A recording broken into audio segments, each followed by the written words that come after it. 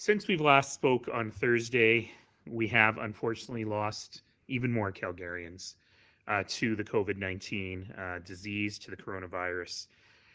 We now have 92 of our families, our neighbors, our loved ones who we've lost to this virus. And I know that as we go through change, as we start to ease restrictions, that Calgarians continue to show that they understand the very serious nature of what we're dealing with today. Over the weekend, I'd have to say that Calgarians did quite well. I mean, they got a passing grade, a C plus, and I'm reminded of those report cards that I had that said, it's a good mark, but we could have done better. I'd say that to you. I'm proud of the work that we did overall. I think it's good, but again, more effort is required. Our colleagues in bylaw investigated reports of social distancing of groups under 50 people. And then the Calgary Police Service did any groups greater than 50 people. There were 77 incidences related to concerns about folks not following the public health order, including physical distancing and using a playground when it was closed. Our peace officers conducted 279 visible patrols, and our colleagues in bylaw experienced a high degree of cooperation from the public. You really were good, and we thank you for moving apart when you were asked to do so. We spent a lot of time at, in Bowness Skate Park, the New Brighton Skate Park, Stanley Park, the Eau Claire Promenade, Nose Hill off-leash area, and the Sue Higgins off-leash area, and Edworthy Park. So just to flip for a second, I want to talk about the skateboarders.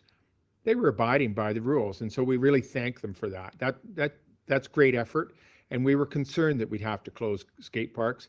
We don't think we have to do that now. You've been doing a great job. We would ask parents that are allowing their kids to use the skateboard park as a bit of a playground, younger kids. That's a bad idea.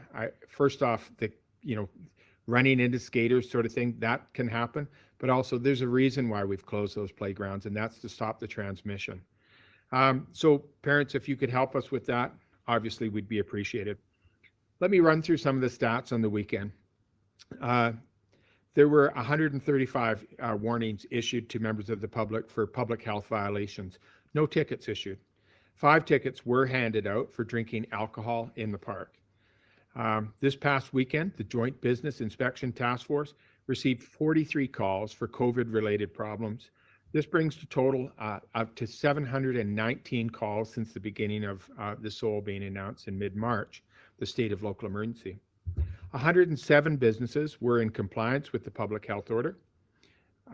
Were in compliance to the public health order. However, the task force found 13 locations not adhering to physical distancing, and each were issued a warning. 2 violation tickets were issued. Both were massage businesses operating when they should not be. Fines were issued under the business license bylaw for $1,000 each.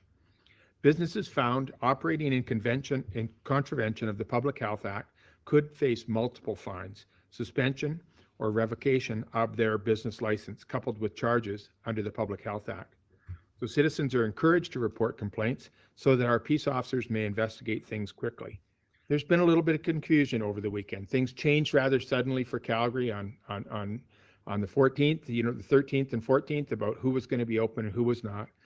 There was some changes made to the size of the crowds late on Friday.